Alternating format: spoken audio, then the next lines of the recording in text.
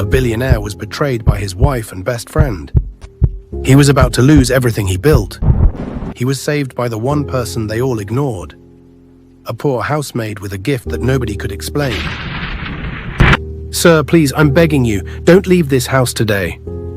Chief Kunle stopped walking. He had just stepped into the hallway. One hand was fixing his expensive watch, the other was holding his car key. But now, standing in front of him and blocking his path, was Kemi the housemaid. She was kneeling on the cold marble floor. Her eyes were red. Her hands were pressed together. She was shaking. "What's this?" Kunle asked quietly. Kemi looked up. Her voice was shaking. "Please, sir, don't go. Something terrible will happen if you step out today." Kunle looked confused. "What are you talking about?" "I had a dream, sir. Last night. You were wearing the same clothes. You got in your car and didn't come back. There was blood everywhere. People were shouting your name. Please don't go." Kunle stared at her. The air in the room suddenly felt different. Still, heavy. This wasn't one of those silly dreams that made people laugh. Kemi looked really scared. His phone buzzed in his pocket. Emeka again. He was already late for the investors' meeting. Everything depended on this deal. Billions. "Get up," Kunle said. His voice was low. "This is not the time." "Please, sir," she whispered. She pressed her hands to the floor. "I know I'm only a maid, but I couldn't keep quiet. If I let you go and something happens, I won't forgive myself." Just then, heels clicked on the staircase. Madam Blessing. She came down slowly. Her robe was tied tight around her waist. Her face already had early makeup. She stopped when she saw Kemi on the floor. "What exactly is going on here?" she asked coldly. "She's saying I shouldn't leave the house," Kunle replied. He didn't take his eyes off Kemi. Blessing stepped down and folded her arms. "Why?" Kemi didn't move. "Ma, I had a dream, a very clear one. If he leaves this house today, he won't come back alive." Blessing laughed rudely. "This is why I told you we need to fire this girl. She has now turned into a prophet." "Blessing," Kunle started. "No, let me talk," she snapped. "You have an important meeting this morning. Money is involved. Contracts are waiting. And now a housemaid is stopping you with nonsense dreams. You must be joking." Kemi bowed her head lower. "I'm sorry, Ma, but I had to say it." "Get out of the way," Blessing ordered. Kunle raised his hand. "Wait."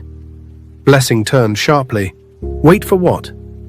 He was quiet. His eyes were still on Kemi.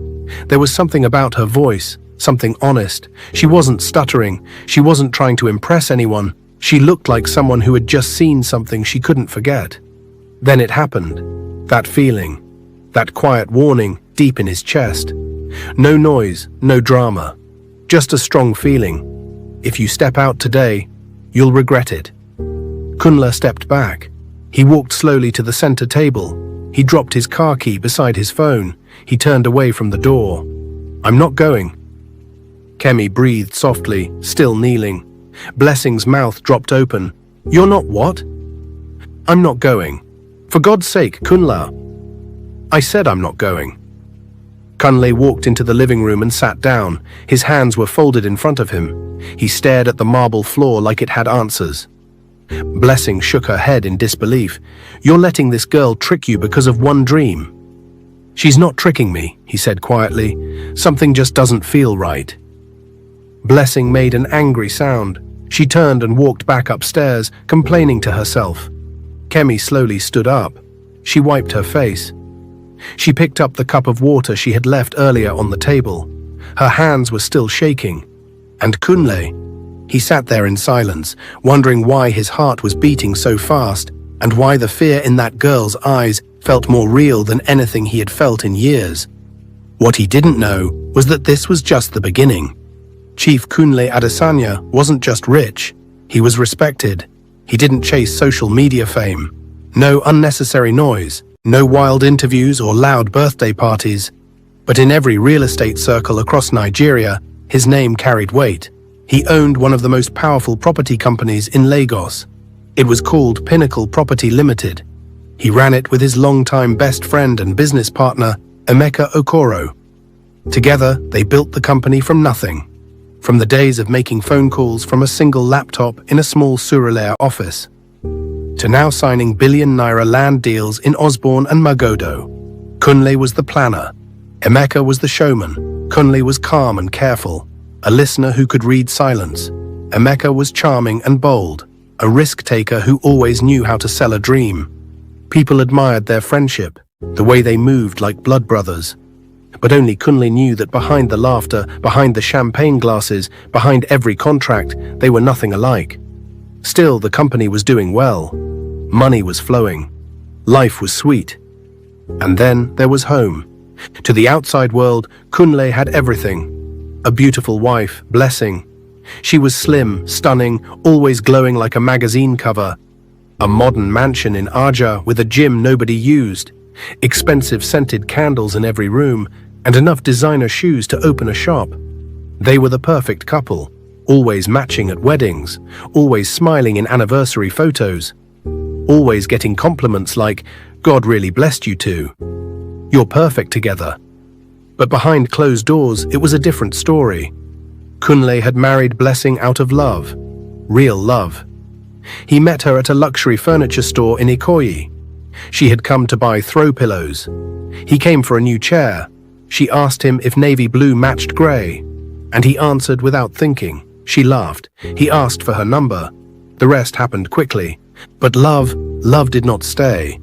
By their second year of marriage, it was clear. Blessing didn't care for friendship. She cared for comfort. She didn't cook. She didn't clean. She didn't want questions. She wanted space. And she hated housemaids. In less than a year, she had fired 6. All for the same kinds of things. She opened the curtains too wide. She breathed too loud while cleaning. She walks like a market woman. Each time Kunle would return home and see a packed bag and a new name. He tried to complain once. "I'm not running a school," Blessing snapped. "This is my home. If I don't like someone, they leave." So Kunle stopped arguing. He focused on work, on money, on peace. Then one Friday afternoon, the last maid left without notice. Kunle returned home from work to find his lunch cold, and his clothes not folded. The living room was quiet. His wife was sleeping in the spa room. Later that evening, Blessing announced, "I found a new one. She's coming tomorrow." And that was how Kemi entered the house. Quiet, small, brown-skinned, hair neatly packed in small braids. She wore a plain dress and flat shoes. No earrings, no drama. She greeted everyone properly and went straight to work. Within hours, she had swept, mopped, washed the guest toilet and organized the pantry without being told. She didn't ask for anything. She didn't touch anything that wasn't hers. She moved like someone who didn't want to be noticed, but Kunle noticed her, not in a wrong way, but in a curious way. Because she was different. Most housemaids watched TV too much. They gossiped. They pretended to be busy.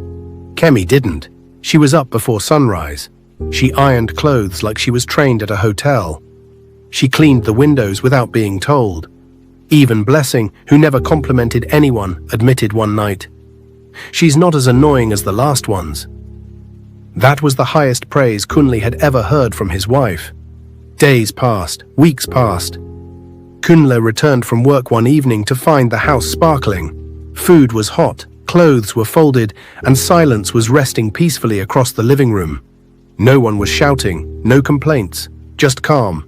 He looked at Kemi once and thought to himself, "Finally, someone who actually brings peace into this house." But what Kunle didn't know was that peace was never the reason Kemi was sent into his life. Kunle sat in the living room without saying a word. His phone was on the table, his car keys beside it. The house was silent except for the soft sound of the air conditioner. He should have been at the office by now, shaking hands, signing contracts, smiling at photographers. Instead, he sat still, staring at nothing, feeling like he had just avoided something he couldn't explain. His chest felt heavy. The image of the maid on her knees kept playing in his head, shaking, begging, crying that if he stepped out that morning, he wouldn't come back alive. At first it sounded crazy, but now he couldn't shake the feeling that something had truly been waiting for him outside that gate. His phone lit up again. "Emeka," Kunle sighed and picked up. "Guy," Emeka's voice came sharp. "What's going on?" "You didn't show. The investors are angry." "I had to cancel," Kunle said quietly. "You had to cancel?" Cancel what? Do you know what was on the table today? This deal, Kunle, this deal was gold. I know, he replied. His voice was flat. What's going on? Emeka asked again. Talk to me. Kunle hesitated. He didn't know how to explain it. He didn't understand it himself, but before he could answer, another call came in. The screen flashed. Office secretary. He froze. Hold on. He clicked over. Hello? Sir, her voice was shaking. Joseph, your driver. He's been in an accident. Kunle sat up straight. What? Carter Bridge. A truck lost control, hit your car. The same car you normally use. It flipped over. He's in the hospital. He's not awake. We thought you were in the car. Kunle slowly lowered the phone and stared at the floor. The exact car, the exact road, the exact time he was supposed to leave. He didn't move, didn't speak, just sat there, playing the image in his head. What if he hadn't listened? What if he had ignored her? The silence in the house suddenly felt loud. The sound of footsteps broke his thoughts. Blessing appeared from the hallway, her robe still tied, her phone in hand. So you're just sitting here all day? She asked. Kunle didn't look at her. There was an accident. She raised an eyebrow. Okay. Joseph took the car. A truck hit him. The car is destroyed. Her hand stopped moving. Then, and you think that means what? I think if I had gone out, I might not be here. She laughed rudely. So now you're turning this into a spiritual story. Accidents happen every day in Lagos. Kunle looked at her. You're not even shocked. Why should I be? You're standing here, aren't you? He stared at her face, calm, cold, no sign of worry, no sign of relief. It made something shift in his chest. I'm keeping her, he said. Blessing frowned. Keeping who? The maid. She doesn't need to go. She saved my life. She caused unnecessary drama, Blessing snapped. She has no right telling you where to go or what to do. This is my house, and I won't let her. This is my house too. His voice was low but final. Blessing froze. The room went quiet. She blinked, then turned slowly and walked away. She left behind the smell of perfume and tension. Kunle sat back down. His hands were pressed together. He wasn't thinking about the maid. He was thinking about something deeper. Something wrong. He didn't have proof yet, but he could feel it. Something in his life was not as it seemed. The tension in the house didn't go away. If anything, it got thicker with every passing day. Kunle stopped talking as much. He watched more than he talked. He watched the way Blessing barely looked at him unless she was complaining. He watched how quickly she changed the subject whenever the accident came up. He watched how she avoided walking past the maid, like guilt lived in her shadow. But he didn't say anything, not yet. Instead, he started asking quiet questions. A few days after the accident, something happened. Kunle was in the dining room, looking through his tablet. Blessing had just stepped out to answer a call. Kemi came in to clear the plates. She didn't speak at first. Then quietly, just above a whisper, she said, "Sir." Kunle looked up. She bent slightly, pretending to pick up a dropped napkin. "Please don't sign any papers this week." He frowned. "Why?" Kemi's voice got even lower. "I had another dream. This one was clearer. I saw papers. You signed them. Not long after, everything fell apart. You lost your company. Your accounts were frozen. There were police officers. You were in handcuffs." Kunle went stiff in his seat. She added, "If you sign any document this week, you will not only lose your money, you may end up in jail for something you didn't even do." Before he could ask more, Blessing walked back in. Kemi picked up the tray and left quietly. But the words stayed. They didn't just stay. They went deep. Kunle didn't forget it. 2 days later, Emeka came by the house. He showed up in his usual loud fashion. Neat hair, fresh cologne, big smile. "My guy," he shouted, pulling Kunle in for a hug. "Thank God you didn't get in that car. That thing was terrible." Kunle gave a small smile. "Let me guess," Emeka continued. "That maid is still around? The one that gave prophecy that morning?" Kunle nodded. Emeka laughed. "Guy, when did you start listening to dreams?" "I don't ignore warnings anymore," Kunle said calmly. Emeka raised an eyebrow but didn't push. "Anyway, Don't forget that the Dubai deal is still alive. We just need your signature. Kunle nodded. Send the documents. Emeka smiled. That's what I like to hear. But later that night, when the documents arrived and Kunle opened the folder, his body went tense. Something wasn't right. The numbers looked wrong. The land value was lower than what they originally discussed. The foreign account listed on the payment page. It wasn't one he knew. Then he remembered. Please don't sign any papers this week. You may end up in jail for something you didn't even do. Kunle didn't sign it. He closed the file and locked it in his drawer. A quiet investigation followed. He called a friend in banking. And what they found was worse than expected. Emeka had been stealing company money into private offshore accounts for over 2 years. Large amounts hidden under fake project names. All carefully done, like someone who never planned to get caught. It wasn't just betrayal, it was criminal. And Kunle wasn't just being betrayed in business. At home, things got worse. Blessing began trying everything to get Kemi out of the house. She's too comfortable, she said one morning, slamming a drawer. Too quiet. I don't trust her. Kunle didn't look up. She's good at her job. She's disrespectful. She's disciplined. Blessing folded her arms. She's going. Kunle finally looked at her. She's staying. Blessing's voice rose. You're choosing a maid over me. I'm choosing my peace. That night, Blessing locked herself in the guest room. She walked around angry, then picked up her phone and called Emeka. He answered with a tired voice. What is it? I can't do this anymore, she said. Her voice was breaking. I'm suffocating. What happened now? He's still protecting that girl. He refused to fire her. She keeps interfering with everything. She's just a housemaid. No, she's not. She's a curse. That girl is watching us. She's ruining the entire plan. Emeka was quiet. Blessing kept going. You told me to marry him. You said if I did, we'd find a way in. Take part of the company, access the money. We've been planning this for how many years? And we're still not there. We're not, she snapped. We've tried everything. You even sent those boys that evening to catch him on a Papa road. Do you remember? I remember. They were armed, Emeka. They waited for hours. And what happened? He changed routes. Again, because of her, Emeka breathed out. She called him, told him to take another way home. It's like she always knows. Every trap we set, he walks around it. Blessing's voice dropped. I'm tired. I hate living here. I hate pretending to be a wife. I hate sharing a bed with a man I don't love. You love me, Emeka said quietly. Yes, she whispered. That's why I did all this. But it's taking too long. It's falling apart.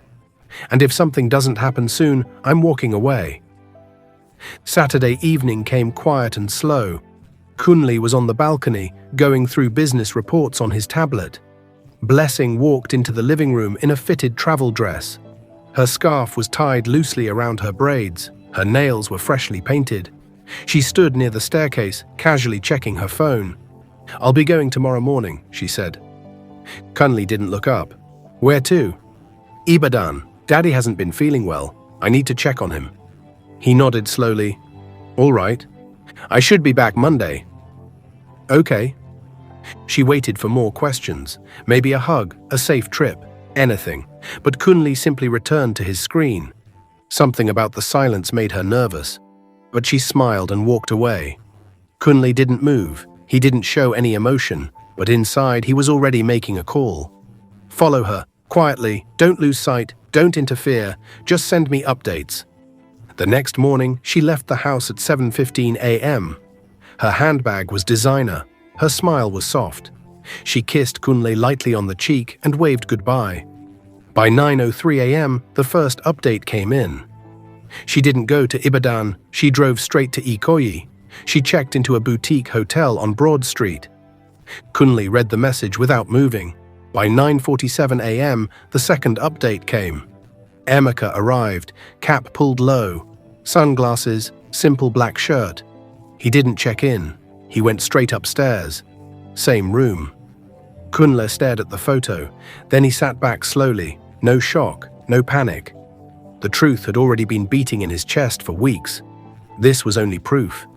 They didn't come out all day. By 6:20 p.m., Kunle arrived at the hotel in a dark car. He didn't tell his driver why. He didn't need to.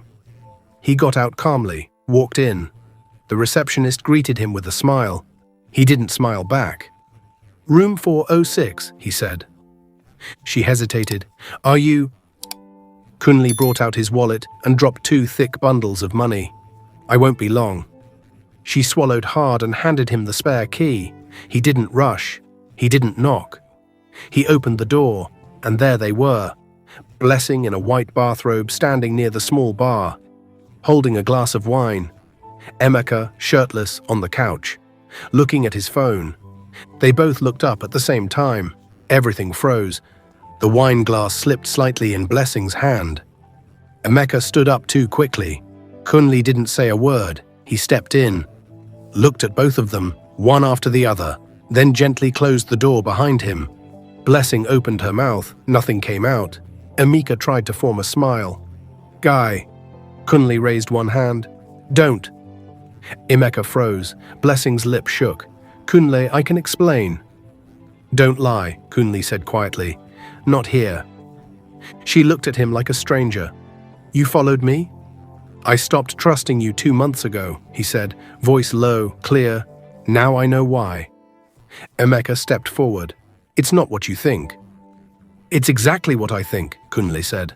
"And worse." There was a long silence. Kunle turned to Blessing. "You married me for this." Her eyes burned. "You never saw me. You were always married to your company." "And you were always married to my bank account," he said. "You and your business partner." Blessing winced. Kunle took one final look at both of them. "I hope it was worth it." Then he turned, opened the door, and left. No noise, no drama, just the silence of a man who had finally seen everything he needed to see. That night he returned home and sat in the study alone. He didn't cry. He didn't break. He made 2 calls, one to his lawyer, the other to the company accountant. Prepare divorce papers and begin the process to buy out Emeka's shares. Immediately, Kunle didn't eat for 2 days. The mansion was full of furniture, but empty of peace. Every polished surface felt like it was mocking him. Every photo on the wall reminded him of how foolish love could be when it's given to liars. He didn't cry. He couldn't. The pain didn't come with tears. It came with silence, the kind that wrapped itself around his chest and refused to let go. The woman he called wife, gone. The friend he would have died for, dead to him. And the maid, still there, sweeping corners, folding bedsheets, serving him food he barely touched. The day the divorce papers came back signed, he didn't react. Blessing didn't even bother showing up. She sent her lawyer. "Tell him I agree to everything," she had said. "Just give me my peace," behind his back, after sleeping beside him every night while plotting his end. She wanted peace. Kunle signed the papers with steady hands, but the fire in his chest was another story. He went back to the house that night and sat alone in the dark. The chandelier was on. The curtains were open, but the house felt like a coffin. He had everything but nothing. And that was when she walked in. Kemi.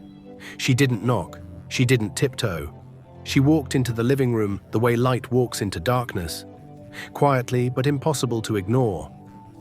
"I'm leaving tomorrow," she said. Her voice was soft but firm. Kunle looked up from the couch. His throat tightened. "Why?" he asked. She didn't blink. "My assignment here is over." Kunle stared at her. Of all the people in his life, this was the one who didn't lie. The one who saw the traps and didn't keep quiet. The one who risked her job, her comfort, even her life. For him. "You don't have to go," he said. And this time, his voice cracked a little. "You're the only person who hasn't hurt me." "I know," she said gently, "but I wasn't sent to stay. I was sent to save." Kunle stood up slowly, walked over to her. His heart was heavy. He opened his mouth to speak, but nothing came. So she spoke again. "If you had signed that document," she said quietly, "you would have lost your company, your name, your freedom. You would have gone to jail while the people who planned your death walked free and kissed each other over breakfast." His jaw clenched. She took a deep breath. "But you didn't sign. You stayed. You listened. That means you're ready." "Ready for what?" "To start again," she said, "this time with your eyes open." They stared at each other. Then Kemi did something strange. She smiled. Not the kind of smile that says goodbye, but the kind that says you'll be fine. "Live right," she said, backing toward the door. "Trust slowly, love carefully. Watch everyone." She turned, opened the door, and just like that, she was gone. Kunle stood in that doorway for a long time, the wind brushing past him like a whisper. He didn't chase her, he didn't cry.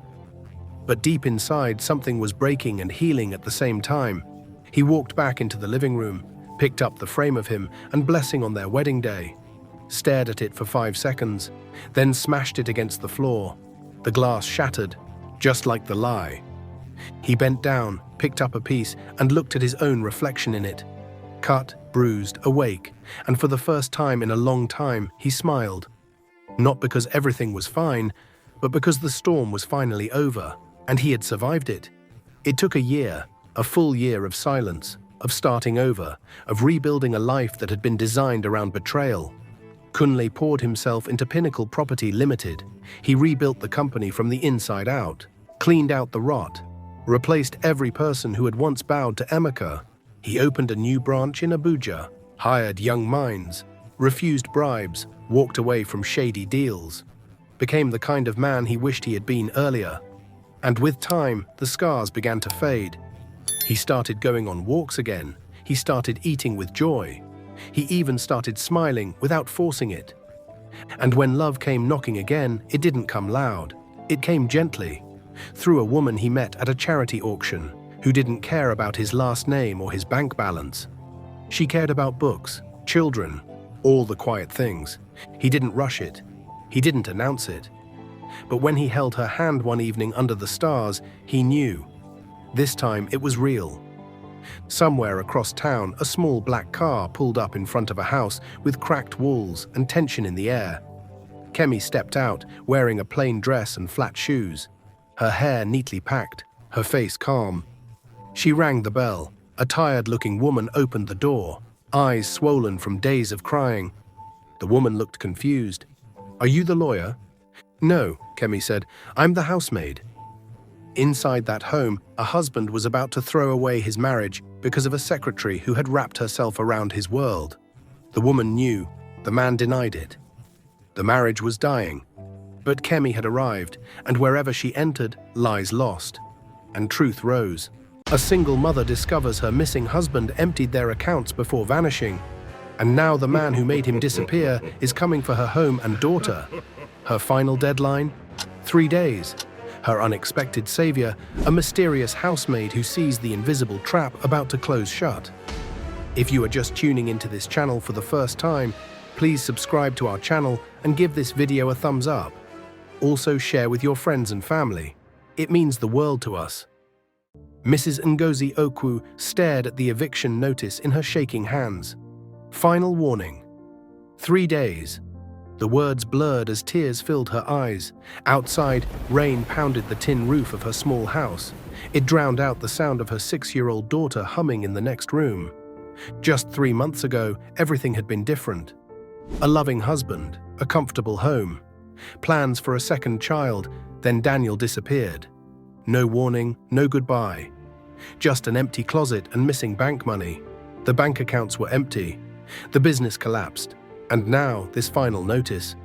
"Mama, I'm hungry," little Kioma called from the doorway. She was holding her worn teddy bear. Ngozi quickly wiped her tears and forced a smile. "I know, sweetheart. Mama will make something special soon." But the kitchen cupboards told another story, almost empty. And the last bit of savings had gone to Chioma's school fees last week. Ngozi kissed her daughter's forehead. "Go play with Mr. Brownie. Mama needs to make some calls." As Kioma skipped away, Ngozi leaned against the wall and closed her eyes. She had called everyone. Family, friends, former colleagues. Some couldn't help. Most wouldn't. Her phone buzzed, a message from her landlord. "My patience is finished. Either full payment or you're out by Friday." She slid down the wall until she hit the floor, her head in her hands. "God, if you're there," she whispered, "I need a miracle." What she didn't know was that miracles sometimes come knocking at the front door. The next morning, a gentle knock woke Ngozi from her restless sleep on the couch. She hadn't even made it to bed. Chioma was still sleeping in the bedroom. The knocking came again, soft but steady. Ngozi tightened her wrapper around her waist and moved carefully to the door. Debt collectors didn't usually come this early, but these days, nothing would surprise her. She opened the door just enough to peek through. A young woman stood there, small frame, brown skin, hair neatly packed in small braids, simple dress, flat shoes. "Good morning, Ma," the woman said. Her voice was gentle but clear. "My name is Kemi. I heard you might need help with housework." Ngozi looked confused. "I think there's a mistake. I didn't call for any house help." "Mrs. Aduni at the market told me you might need someone," Kemi replied. Her expression didn't change. "I don't charge much, Ma, and I can cook, clean, help with your daughter." "How did you know I have a daughter?" Ngozi's grip tightened on the door. Kemi smiled slightly. "Mrs. Aduni mentioned it." Ngozi shook her head. "I'm sorry, but I can't afford help right now. I'm actually—" Her voice caught. The shame of her situation suddenly felt overwhelming. "I understand, Ma," Kemi said quietly, "but sometimes the help we need comes when we least expect it." She glanced past Ngozi into the house, then added, "I don't need payment right away. I just need a place to stay for a while. I can work for lodging until you're in a better position." Ngozi studied the young woman's face. There was something in her eyes, something honest, something that didn't seem to match the simple role of a housemaid. Against her better judgment, Ngozi opened the door wider. "Come in. We can discuss it." What Ngozi didn't realize was that when Kemi crossed that threshold, everything was about to change. And the mystery that surrounded this quiet maid had only just begun. By evening, Kemi had transformed the small house. The floors gleamed, the windows sparkled, the kitchen was organized. And somehow, though Ngozi couldn't figure out how, there was a pot of jollof rice cooking on the stove. It filled the house with a delicious smell that had been absent for weeks. More surprising was Chioma's reaction. The little girl, who had been withdrawn and quiet since her father left, was now giggling. Kemi was teaching her a hand-clapping game in the living room. "Higher, higher," Chioma squealed as Kemi's hands moved faster. Ngozi watched from the doorway. A strange feeling settled in her chest. Relief mixed with confusion. In just hours, this stranger had brought more light into their home than had existed in months. Later, after Chioma was tucked in bed, Ngozi found Kemi folding laundry that had been piling up for days. "You didn't have to do all this," Ngozi said. She sat down at the small dining table. "I still don't understand why you're helping us." Kemi continued folding. Her movements were precise and smooth. "Everyone needs help sometimes, Ma. Today it's you. Tomorrow it might be me." "But the food, how did you—" "I had some savings," Kemi said simply. "It's nothing." Ngozi shook her head. "I can't accept that. You can't spend your money on us." "Ma," Kemi looked up. Her eyes suddenly looked intense. "Some things are more important than money." The way she said it made Ngozi fall silent. There was that feeling again, that Kemi wasn't just a housemaid looking for work, that there was something more to her being here. Just then, Ngozi's phone rang. She glanced at the screen and her stomach tightened. The bank. Again. "Excuse me," she mumbled. She stepped into her bedroom to take the call. "Mrs. Okwu," the stern voice began without greeting. "This is the final notice about your husband's loan. If payment isn't received by Monday, we'll have no choice but to—" "Please," Ngozi cut in. Her voice was breaking. "I've explained the situation. My husband left. He took everything. I just need more time to—" "The bank has been very patient, Ma. But business is business. Monday is the deadline." The call ended quickly. Ngozi sat on the edge of her bed. The phone was still clutched in her hand. The loan had been in Daniel's name, but he had used their home as security. The home that already had an eviction notice. When she finally came out of the bedroom, Kemi was waiting with a cup of tea. "Drink this, Ma," she said softly. "It will help." Ngozi accepted the cup. She didn't question how Kemi seemed to know exactly what she needed. "Ma," Kemi said after a moment, "don't go to that interview tomorrow." Ngozi nearly choked on her tea. "What interview?" "The one with Chief Babatunde, The business proposal. The cup froze halfway to Ngozi's lips. How did you know about that? I didn't tell anyone. Kemi's eyes held hers steadily. I saw the email on your phone when you left it on the table earlier. I wasn't snooping, Ma. But I need to warn you. That man is not who he claims to be. If you go to that meeting, you will lose what little you have left. A chill ran through Ngozi. The meeting was her last hope. Chief Babatunde had reached out 2 days ago. He claimed to be an old business friend of Daniel. He said he had a proposal that could help her money situation. It had seemed like a lifeline. That's crazy, Ngozi said, though her voice lacked conviction. Chief Babatunde is well respected. He owns half the properties in Ikoyi. He's also connected to your husband's disappearance, Kemi said quietly. And if you meet him alone, you will regret it. The cup clattered back onto its plate. What are you talking about? How would you know anything about my husband? Kemi looked down at her hands, then back up at Ngozi. I know it sounds strange, Ma, but sometimes I see things. I have dreams. Last night I dreamed about you, about this house, about a man taking everything and disappearing, and about another man pretending to help while planning to take the rest. Ngozi stood up quickly. The chair scraped loudly against the floor. I think you should leave, now. Ma, please. Number this is crazy. You show up at my door knowing things you shouldn't know.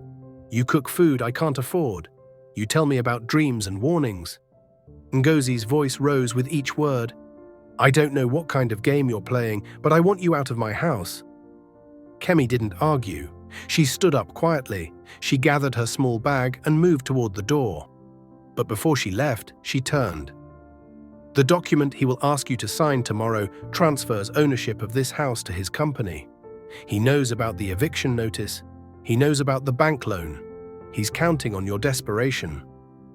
Then she was gone, the door closing softly behind her. Ngozi stood frozen in the middle of the room.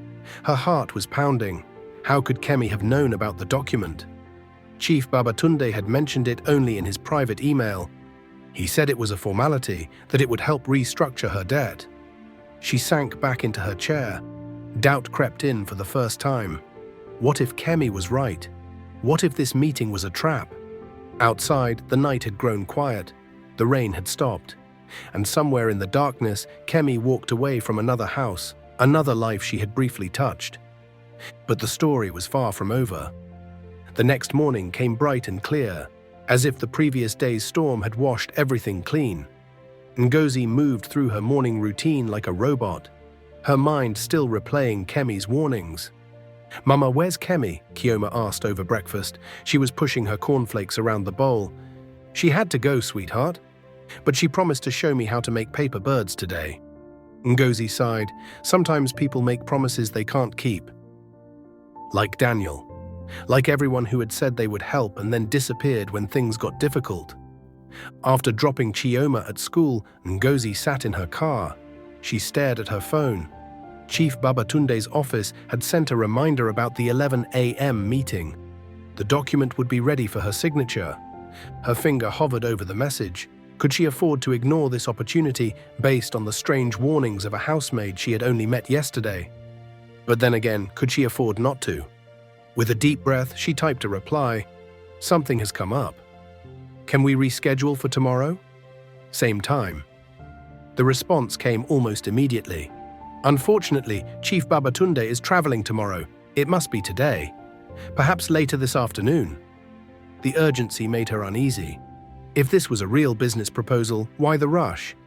I'm sorry, but today won't be possible, she replied. Her heart was racing as she pressed send. This time, the response took longer. When it finally came, the tone had changed completely. Mrs. Okwu, perhaps you don't understand the opportunity being presented. The chief is doing you a favor by even meeting with you after the mess your husband left. This offer expires today.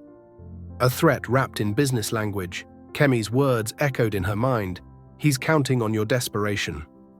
Instead of replying, Ngozi put her phone away and started the car. There was someone else she needed to see first. The market was busy, as always. Women argued over tomatoes and peppers. Men carried heavy sacks of rice and beans. Children weaved through the crowds, running errands for their mothers. Mrs. Aduni's fabric stall was at the far end. You could recognize it by its bright Ankara prints hanging like colorful flags in the breeze. "Ah, Ngozi," the older woman called out when she spotted her. "It's been too long. How is Kioma?" "She's well, thank you."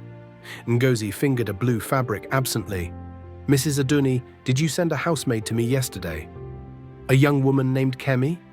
The fabric seller's forehead wrinkled. "Housemaid?" "No, my dear. Why would I do that without asking you first?" Ngozi's stomach tightened. "She said you told her I needed help." Mrs. Aduni shook her head firmly. "I haven't spoken to anyone about you, Ngozi. Not since—" She hesitated. "Not since Daniel left.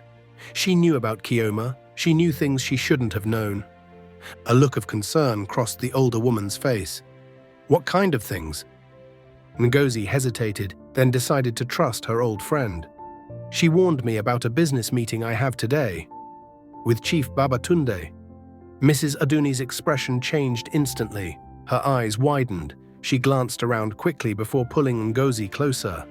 "Listen to me," she said. Her voice was barely above a whisper. "Stay away from that man. His hands are not clean." "What do you mean?" "There are rumors. Women who signed contracts with him, thinking they were saving their businesses. They ended up with nothing. Some even ended up—" She trailed off, but her expression filled in the blank. "And your husband?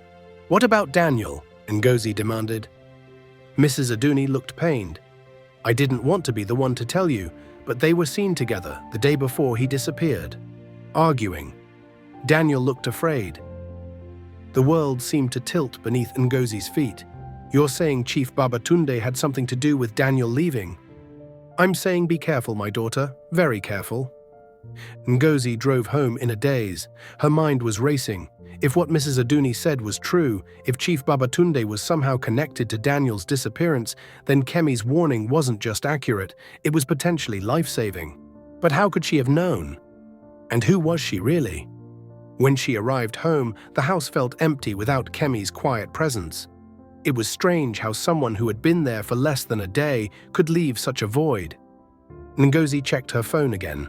3 missed calls from Chief Babatunde's office. A text message. "The chief is willing to come to you. He can be at your house by 4 p.m. He insists this matter cannot wait." A chill ran down her spine. He knew where she lived. Just then there was a knock at the door. Ngozi froze. It was only 2 p.m. Too early for Kioma to be back from school. Too early for the chief's promised visit. The knocking came again, more urgent this time. She moved carefully to the door and looked through the peephole. Her breath caught. It was Kemi. When she opened the door, the young woman didn't wait for an invitation. She stepped inside quickly. Her usual calm manner was replaced by urgency. "You didn't go to the meeting," she said. "It wasn't a question." "No, I—" Ngozi struggled to find words. "I spoke to Mrs. Aduni. She never sent you. She doesn't know you." Kemi didn't deny it. "There's no time to explain everything now. He's coming here." "How do you—" "Please, Ma, just listen." Kemi reached into her bag and pulled out a flash drive. "Everything you need to know about Chief Babatunde is on this. His connection to your husband, the properties he's seized, the women he's threatened." Ngozi stared at the small device. "What am I supposed to do with this?" "Take it to this address." Kemi handed her a piece of paper. "Ask for Detective Ibrahim. Tell him Kemi sent you." "Detective? You want me to go to the police?" "Not just any police. Detective Ibrahim has been building a case against Chief Babatunde for months. Your evidence could be what finally brings him down." Ngozi shook her head, overwhelmed. "I don't understand any of this. Who are you? How do you know these things?" For a moment, Kemi's determined expression softened. "I'm someone who was sent to help, just like I helped Kunle before you." "Kunle? Who is dash dash?" Another knock at the door, this one heavy and demanding. Both women went stiff. "Chief Babatunde," Kemi whispered. "He's early." "Mrs. Okwu," a deep voice called from outside. "I know you're home. Your car is in the driveway." Ngozi looked at Kemi in panic. "What do I do?" "Go out the back door. Take the flash drive to Detective Ibrahim, now." "But what about you?" Don't worry about me. This isn't the first time I've faced someone like him. Mrs. Okwu, the knocking became pounding. Open this door immediately. Ngozi hesitated only a moment longer, then grabbed her car keys and the flash drive. At the back door, she turned. Thank you, she whispered. Kemi nodded once. Go. As Ngozi slipped out, she heard the front door open. Kemi's voice, clear and unwavering. Chief Babatunde, I've been expecting you. Detective Ibrahim's office was small and cluttered. It was tucked away in a corner of the area command that seemed deliberately designed to be overlooked. The man himself matched his surroundings, unassuming, somewhat messy, but with sharp eyes that missed nothing. Kemi sent you? He asked after Ngozi had introduced herself. His tone revealed nothing. Yes, she gave me this. Ngozi placed the flash drive on his desk. She said it contains evidence about Chief Babatunde, about what he's been doing to women like me. The detective picked up the drive. He turned it over in his fingers. And what exactly has he been doing to you, Mrs. Okwu? Ngozi told him everything. Daniel's disappearance, the empty accounts, the eviction notice, the sudden offer from Chief Babatunde that seemed too good to be true. As she spoke, Detective Ibrahim's expression grew increasingly serious. And this Kemi, he said when she had finished. Where is she now? A wave of guilt washed over Ngozi. In her rush to follow Kemi's instructions, she had left the young woman alone with Chief Babatunde. She's at my house, with him. The detective stood up quickly. We need to go, now. They arrived to find 2 police cars already parked outside Ngozi's house. Their lights were flashing silently. Officers stood on the lawn, talking in low voices. Detective Ibrahim flashed his badge and approached one of them. What's the situation? Anonymous tip, the officer replied. Said there was evidence of fraud and intimidation taking place at this address. When we arrived, we found this. He handed Detective Ibrahim a folder. Inside were documents, the same documents Chief Babatunde had wanted Ngozi to sign, but with notes in the margins revealing the true nature of the agreement. Beside them were photos of Chief Babatunde with Daniel, dated the day before he disappeared. Where is Chief Babatunde now? Detective Ibrahim asked. In custody. He was here when we arrived, shouting at someone. A young woman. Ngozi's heart raced.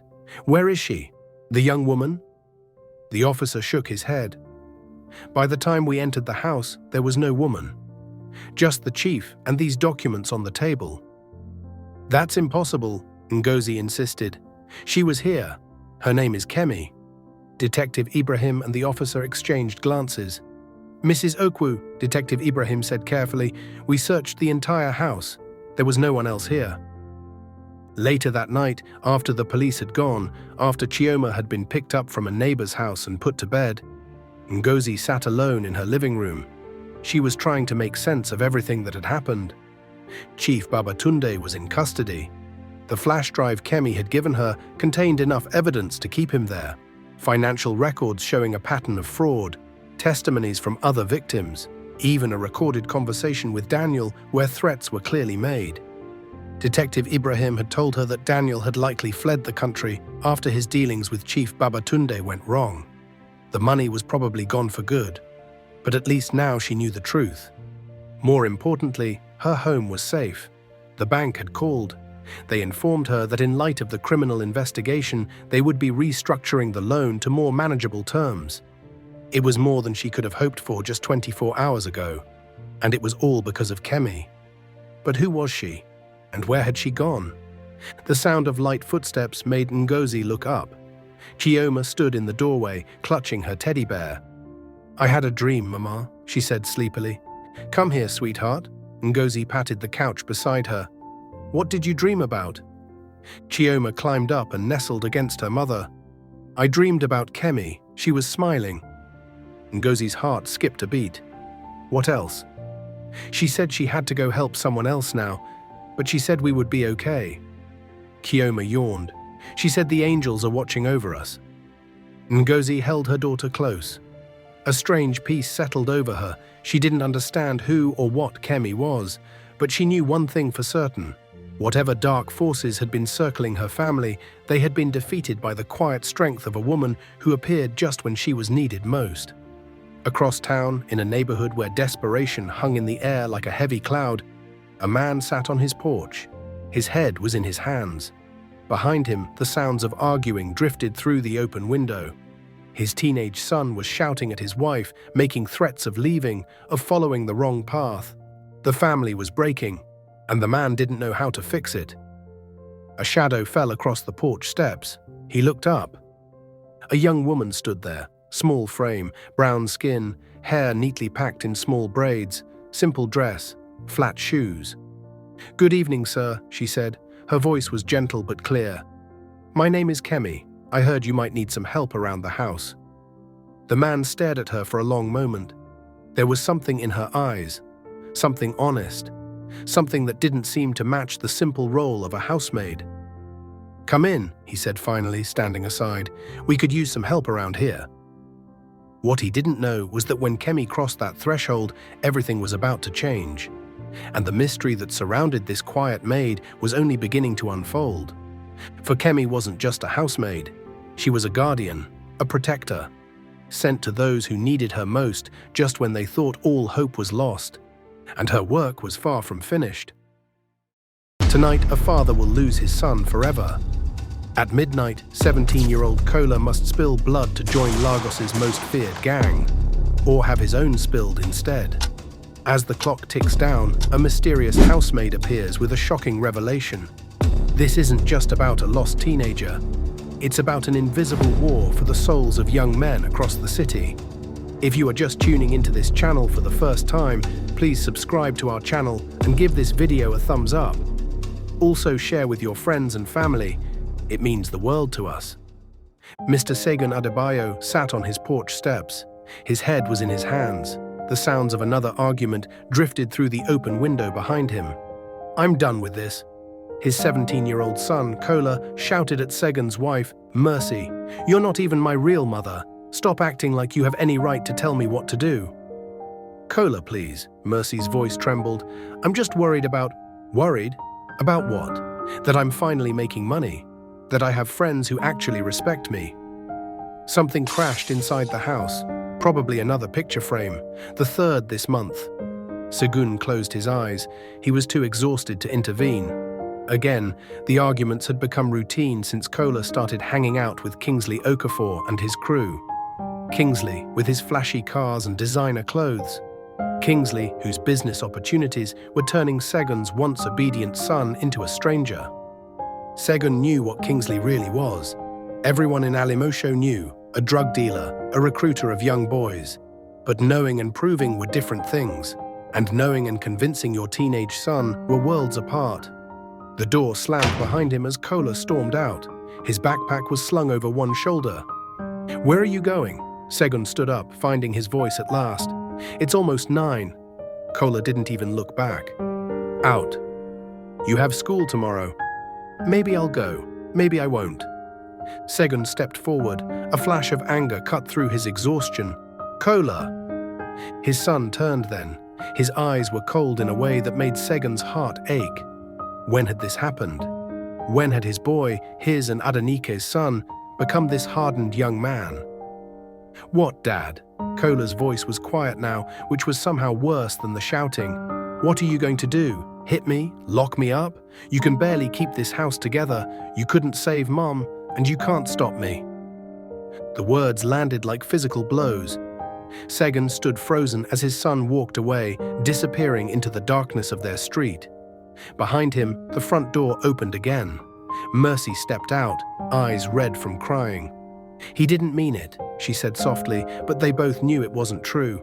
Kola had meant every word. "I'm losing him, Mercy." Segun's voice broke. "Just like I lost Adenike." Mercy placed a gentle hand on his shoulder, but said nothing. What could she say? They both knew the truth.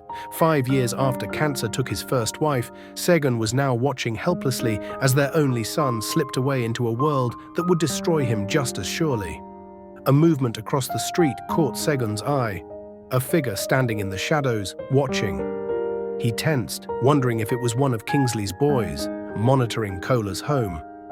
But as the figure stepped into the pool of light cast by the street lamp, he saw it was a young woman. Small frame, brown skin, hair neatly packed in small braids, simple dress, flat shoes. She stood there for a moment, looking directly at him, then began walking toward their house with purpose in her step. Mercy tightened her grip on Segun's shoulder. "Who is that?" Segun shook his head. "I don't know." The young woman stopped at the bottom of the porch steps. "Good evening, sir," she said. Her voice was gentle but clear. "My name is Kemi. I heard you might need some help around the house." Segun frowned. "Help? We didn't call for any house help." "Mrs. Iabo at the market mentioned you were looking," she replied. Her expression didn't change. Mercy stepped forward. "There must be a mistake. I never spoke to Mrs. Iabo about house help." The young woman's eyes remained steady. "Sometimes help arrives before we know we need it." Something about her gaze made Segun pause. There was a depth there, a knowing that seemed out of place with her simple appearance. "It's late," he said. "Perhaps you should come back tomorrow." "Tomorrow might be too late," Kemi said quietly. Segun felt a chill run through him. "Too late for what?" "For your son." Mercy gasped softly. Segun went stiff. "What do you know about my son?" Kemi's expression remained calm. "I know he's walking a dangerous path. I know there are people pulling him away from you. And I know that after tonight, it will be much harder to bring him back." Segun stepped down until he was face to face with this strange young woman. "Who are you? How do you know these things?" "I'm someone who was sent to help," she said simply. "Will you let me?" Segun stared at her for a long moment. There was something in her eyes, something honest, something that didn't seem to match the simple role of a housemaid. Behind him, Mercy whispered, "Segun." He made his decision. "Come in," he said finally, standing aside. "We could use some help around here." What he didn't know was that when Kemi crossed that threshold, everything was about to change. And the mystery that surrounded this quiet maid was about to reveal itself in ways none of them could imagine. By morning, the house felt different. Segun woke to the smell of fresh akara and brewing tea. Sounds he hadn't experienced since Adenike was alive. Mercy had tried in the beginning, but her cooking never quite measured up. Eventually, they'd all settled for quick breakfasts, eaten separately on the way out the door. He found Kemi in the kitchen, moving with practiced efficiency, as if she'd been working there for years rather than hours. "Good morning, sir," she said without turning around. "Breakfast will be ready soon." "You didn't have to do this," Segun said. He was suddenly uncomfortable with the formality. "And please, call me Segun." Kemi nodded but didn't respond. There was a quietness about her that made him curious. Not shy, not timid, but contained, like someone who carried much more inside than she showed. "About last night," he began. "What you said about my son." "Is Kola home?" she interrupted, finally turning to face him. The question caught him off guard. I don't know. He came in very late."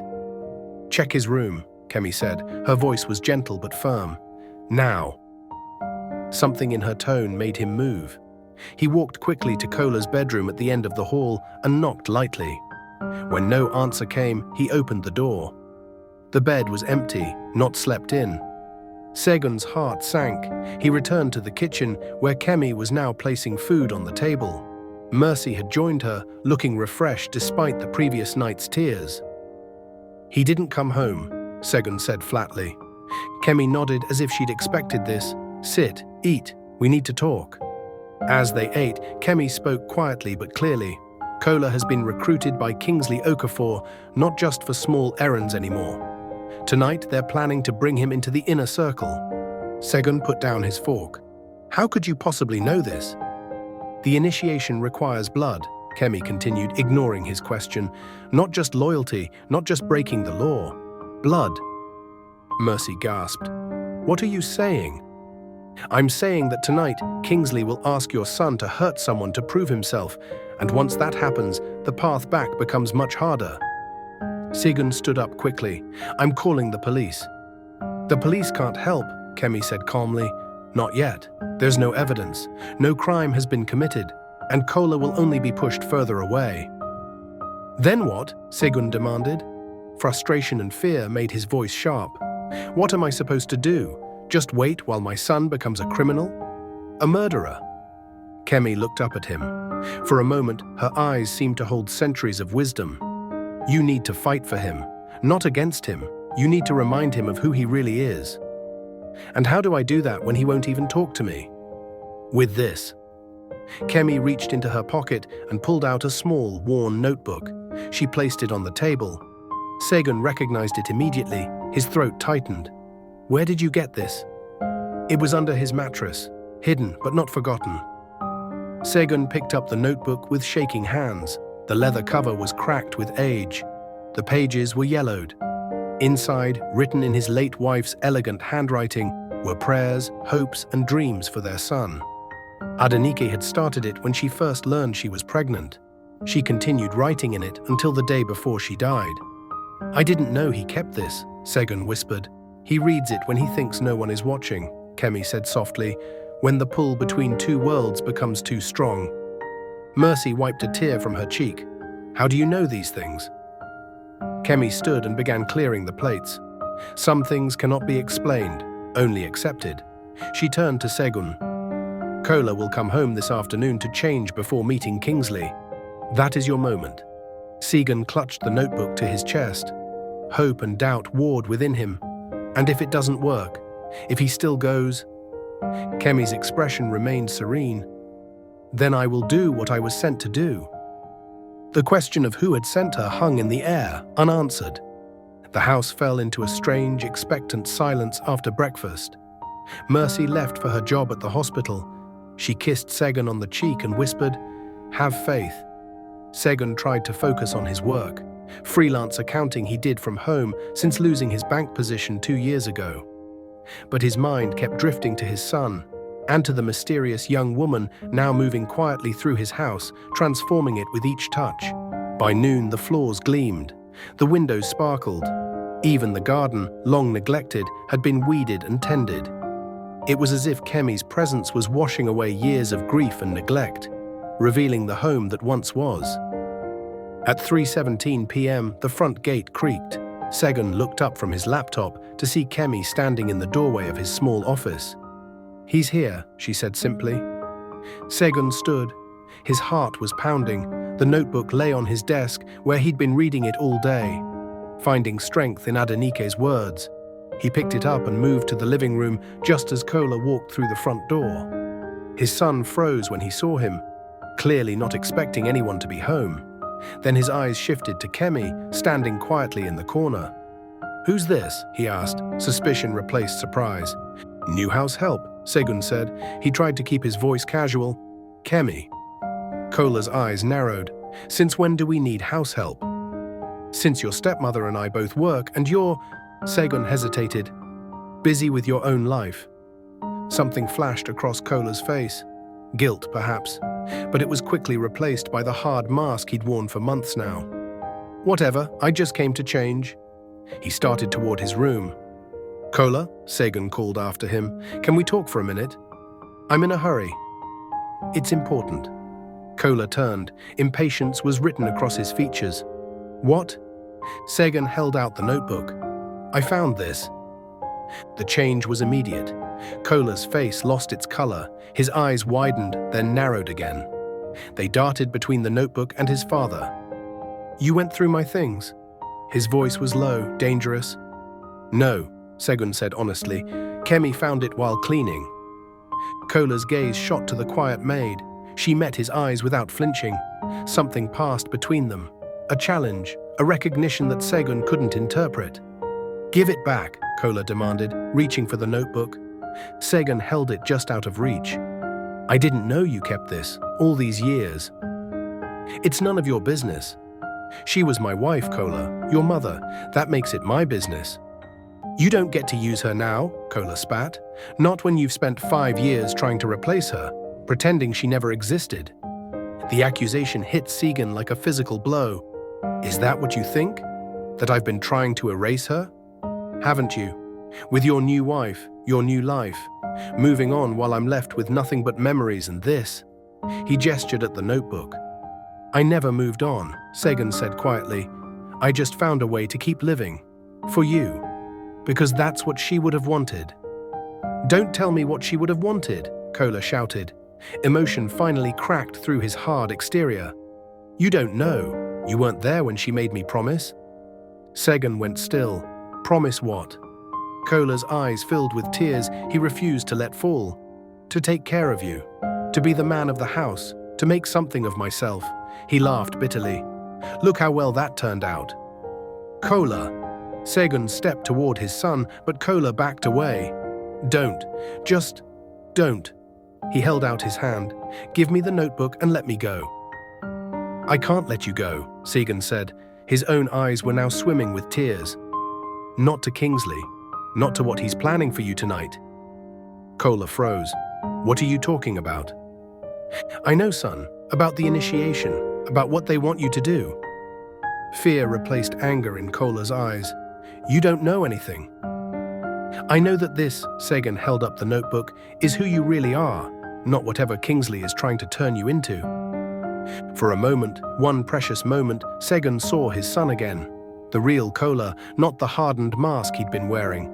Vulnerable, scared, desperate to find his way. Then the moment passed. Kola's face closed off again. Keep it, he said coldly. I don't need it anymore. He turned and walked to his room, slamming the door behind him. Minutes later, he emerged wearing different clothes. He headed straight for the front door without a glance at his father. Kola, please, Sagan called after him. Whatever Kingsley's promised you, it's not worth your soul. His son paused at the door. His hand was on the knob. For a second, Sagan thought he might turn back, but then Kola shook his head. You don't understand, Dad. It's too late. And he was gone. Sagan stood in the silent living room. The notebook was clutched in his hands. Defeat washed over him in waves. He had failed. Failed his son. Failed Adenike. It's not too late, Kemi's voice came from behind him. He had almost forgotten she was there. He turned to her, anger suddenly rising. How can you say that? You saw him. He's made his choice. He hasn't, Kemi said with quiet certainty. Not yet. And how would you know? Sagan demanded. Who are you, really? How do you know about Kingsley? About the initiation? Who sent you here? Kemi met his gaze steadily. Someone who once stood where you stand now. Someone who almost lost everything because they couldn't see what was right in front of them. And what is that supposed to mean? It means we need to go, she said, moving toward the door. Now, before Kola reaches Kingsley's compound. Go where? To do what? Kemi paused. Her hand was on the door. To show your son that some promises are worth keeping, and some are worth breaking. Without waiting for a response, she stepped outside. Despite his doubts, despite his fears, Sagan found himself following her. Kingsley Okafor's compound stood out in the neighborhood like a peacock among pigeons. High walls topped with broken glass, a black gate with gold decorations. Two muscled men standing guard outside. Their faces were emotionless beneath designer sunglasses. Sagan parked his old Toyota a block away. Anxiety churned in his stomach. This is madness, he muttered. We can't just walk in there. Kemi sat calmly in the passenger seat. She turned to him. Do you trust me? I don't even know you. And yet you followed me here. Sagan couldn't argue with that. There was something about this woman, this strange, quiet maid who had appeared on his doorstep with knowledge she shouldn't possess. That compelled trust, despite all logic. What's your plan? He asked finally. I'm going to talk to Kingsley, she said simply. Sagan stared at her. Talk to him. The man is a criminal. A recruiter of boys like Kola. He doesn't just talk to people who walk up to his gate. He will talk to me. Before Sagan could protest further, Kemi opened the car door and stepped out. With no choice but to follow, Sagan hurried after her. As they approached the compound, the guards straightened. Their hands moved subtly toward the weapons Sagan knew they carried. Stop, one of them called out. This property is private. Kemi didn't slow her pace. I'm here to see Kingsley Okafor. The guards exchanged glances. Nobody sees Mr. Okafor without an appointment. Tell him Kemi is here, about Kunle Adesanya. Sagan shot her a confused look. Who was Kunle Adesanya? But the name clearly meant something to the guards. One of them immediately reached for his phone. He turned away to speak in hushed tones. After a moment, he turned back. His eyes were wide with what looked like fear. "Mr. Okafor will see you." The gate swung open. It revealed a compound that looked more like a small palace than a home. Marble floors, crystal chandeliers, art pieces that Segun, even with his limited knowledge, recognized as extremely valuable. They were led through a series of rooms. Each was more fancy than the last, until they reached a sunlit terrace where a man sat alone at a glass table. He was sipping something amber from a crystal glass. Kingsley Okafor was younger than Segun had expected, perhaps 35, handsome in a sharp, predatory way. He wore a white linen suit that contrasted starkly with his dark skin. Gold glinted at his wrists and neck. He looked up as they approached. His face showed no surprise, only mild interest. "So," he said, his voice was smooth as oil, "you're Kemi." She nodded slightly. "And you're the man trying to destroy Segun Adebayo's son." Kingsley's eyes shifted to Segun, as if noticing him for the first time. "Ah, the father." He smiled, revealing perfect white teeth. "Your boy has potential, ambition, unlike you." Segun's hands curled into fists at his sides, but Kemi spoke before he could. "Release him from tonight's commitment." Kingsley laughed, a sound like glass breaking. "Release him." "The boy came to me, begged for a chance to prove himself, to be something more than his father's disappointment." The words cut deep, but Segun held his ground. "Whatever you've promised him, whatever you've told him, it's based on lies." "Is it?" Kingsley raised an eyebrow. "Look around, Mr. Adebayo. Do I look like I'm living a lie? Your son wants what I have: power, respect, the ability to take what he wants from this world instead of settling for scraps." "At what cost?" Segun demanded. "His freedom, his future, his soul." Kingsley waved a dismissive hand. "Poetic but meaningless. We all pay a price for success." "And what price did you pay, Kingsley Okafor?" Kemi asked quietly. "Or should I call you Chinedu Okafor, as you were known before you changed your identity?" The smooth confidence on Kingsley's face faltered. "Who are you? How do you know that name?" "I know many things," Kemi said. "I know about the boy from the village who watched his father work himself to death for pennies, who swore he would never end up the same way, who first stole, then cheated, then hurt others to climb out of poverty." Kingsley stood up quickly. His chair scraped against the marble. "Guards!" "They won't come," Kemi said calmly. "Not yet." "What do you want?" Kingsley demanded. His composure was cracking. "Money? Is that it?" "I want you to look at this man," Kemi gestured to Segun. "Really look at him, and then at yourself. He lost his wife, nearly lost everything. But he didn't turn to hurting others. He didn't start recruiting boys to do his dirty work. And what did his nobility get him?" Kingsley sneered. "A broken home, a rebellious son, while I have all this." "Do you?" Kemi stepped closer to him. "You sleep with guards at your door. You trust no one. You change your phone weekly for fear of being tracked. Is that truly having everything?" Something flickered in Kingsley's eyes. Doubt, perhaps, or a distant memory. For a moment he looked younger, more vulnerable. Then the hardness returned. Enough of this. He reached into his jacket. Segun tensed, expecting a weapon, but instead Kingsley pulled out a phone. "You want the boy? Fine. He's nothing special anyway. Plenty more where he came from." He dialed a number, spoke briefly, then hung up. "There, your precious son has been released from his commitment." He fixed his gaze on Kemi. "Now get out of my house before I change my mind." "There's one more thing," Kemi said. "The evidence." Kingsley's eyes narrowed. "What evidence?" "The videos you took, of the boys during their initiation, the ones you used to control them afterward." Segun felt sick at the implication. Kingsley had been recording these young men, creating blackmail material to ensure their loyalty. "You're bluffing," Kingsley said, but his voice lacked conviction. "You couldn't possibly know about that." "The same way I know about Kunle Adesanya, about the land deal that nearly destroyed him." About your connection to Chief Babatunde, now sitting in a jail cell because he underestimated someone like me. Kingsley's face went pale. You're working with them, the police. I work for justice, Kemi said simply. Now the evidence, all of it. Or the next visitor to your compound won't be as peaceful as us. For a long moment, the only sound was the distant chirping of birds. Then Kingsley walked to a small safe concealed behind a painting. He opened it and removed a hard drive. Take it, he said, tossing it onto the table, and don't come back. As they walked out of the compound, hard drive in hand, Segan felt like he was moving through a dream. None of this made sense. Not Kemi's knowledge of Kingsley's past, not the criminal's sudden surrender, not the mention of people and events Segan had never heard of. Who are you? He asked again as they reached the car. Really? Kemi looked at him with those deep, knowing eyes. Someone who was given a second chance, and now gives the same to others. Before Segun could press further, his phone rang. Mercy's name flashed on the screen. Segun. Her voice was breathless with excitement. Kola's home.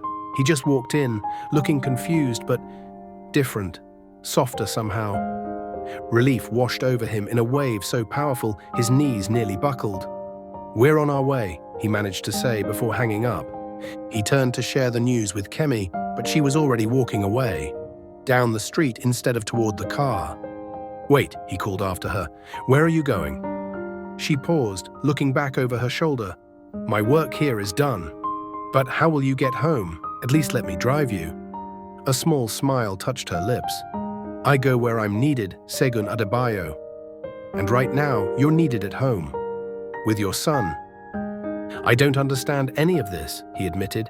How you knew about Kingsley, about the initiation, how you convinced him to let Kola go. Some things aren't meant to be understood, she said, only accepted as the blessings they are. And with that, she turned and continued walking. Her small figure grew smaller with each step. Segun watched until she disappeared around a corner, then got into his car, heart full of questions, but also unexpectedly, hope. When Segun arrived home, he found Kola sitting at the dining table.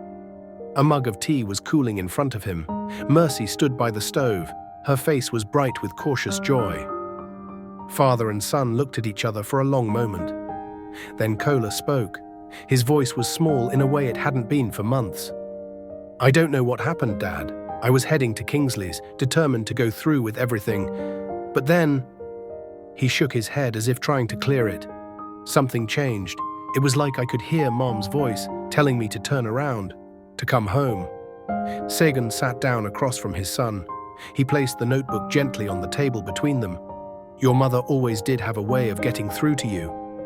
Kola's eyes filled with tears that this time he let fall. I'm sorry, Dad, for everything, for what I said about you not being there when Mom made me promise. The truth is, she made me promise to keep being the good son she raised, to honor her memory by living right. He looked down at his hands. I broke that promise. No, Segun reached across the table, clasping his son's hand. You lost your way for a while, that's all. We all do sometimes. How did you know? Kola asked. About Kingsley, about what was supposed to happen tonight. Segun thought about Kemi, about her impossible knowledge and quiet certainty, about the way doors opened for her and hardened criminals yielded to her words. Let's just say we had help from someone who sees more clearly than most. Kola nodded slowly. The new maid. There was something about her, something familiar. Familiar how? I don't know, just when she looked at me, it was like she knew me, like she could see right through all my anger to what was underneath. He paused. Where is she anyway? She had to go, Segun said softly. Her work here was done. Later that night, after Kola had gone to bed, sleeping peacefully for the first time in months, Segun sat on the porch steps with Mercy. They watched the stars emerge in the darkening sky. I still don't understand it, Mercy said. Her head was resting on his shoulder. Any of it. Who she was. How she knew what she knew. I've been thinking about that, Segun said slowly. Do you remember that news story a few months ago about a billionaire real estate developer named Kunle Adesanya? How he narrowly escaped some kind of fraud scheme. Mercy nodded. Vaguely, something about his wife and business partner betraying him. There were rumors that a housemaid had warned him, saved him somehow. Segun looked up at the stars. And then, when we were at Kingsley's compound, Kemi mentioned someone named Ngozi, a woman who was almost tricked into signing away her home. You think they're connected? That this Kemi person moves from crisis to crisis, helping people? I don't know what to think, Segun admitted, except that whatever or whoever she is, I'm grateful she found us. Mercy squeezed his hand. Maybe she's an angel. Segun smiled at the simplicity of the idea. Maybe. Or maybe she's just someone who learned to see the truth when others can't. Someone who uses that gift to help those who need it most. They sat in comfortable silence for a while, each lost in their own thoughts. Then Mercy spoke again. Her voice was thoughtful. You know, they say that those who have suffered deeply develop a kind of sight. That pain, if we let it, can open our eyes to things others miss. You think that's what happened to Kemi? She suffered and it gave her this ability? I don't know, Mercy said, but I do know that tomorrow I'm going to the market to find Mrs. Iabo, to ask if she really did send Kemi to us, and if not, to find out if anyone else has had a similar experience. Segun nodded. The mystery of Kemi would likely remain unsolved, but the gift she had given them, the return of their son from the edge of a darkness that might have swallowed him whole, that was real. That was enough. Inside the house, Kola turned in his sleep. One hand was resting on the worn notebook he had placed on his bedside table. And as he dreamed, a sense of peace washed over him. A feeling of being watched over, protected, not just by his father and stepmother, not just by the memory of his mother, but by something more, something that moved through the world like a quiet breath, touching lives at their breaking points and changing them forever. Across the city, a tired woman sat at a motor park. Her few possessions were packed in a small bag beside her. She wore a simple dress and flat shoes. Her hair was neatly packed in small braids. Her face was calm and serene, despite the lateness of the hour. A bus pulled up, its doors hissed open. The driver looked at her curiously. Where to, miss? Kemi smiled slightly. Wherever I'm needed next. The driver nodded as if this was a perfectly reasonable destination. Kemi boarded the bus. She took a seat by the window. As the vehicle pulled away, she gazed out at the city lights.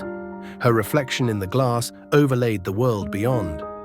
In that reflection, just for a moment, something shifted. A suggestion of light around her form, a depth in her eyes that spoke of wisdom beyond her years. Then it was gone, and she was simply a young woman on a late-night bus, heading toward her next assignment. For Kemi wasn't just a housemaid. She was a seer of truths, a mender of lives, sent to those who needed her most, just when they thought all hope was lost. And her work would continue, as long as there were broken hearts to heal and lost souls to guide home. If you enjoyed this story, I'm certain you'll enjoy the next one showing on your screen right now. Please click on the thumbnail to watch the next story. I'd appreciate your support. Like this video, share it with your family and friends, and subscribe to my channel. See you in my next story. Bye.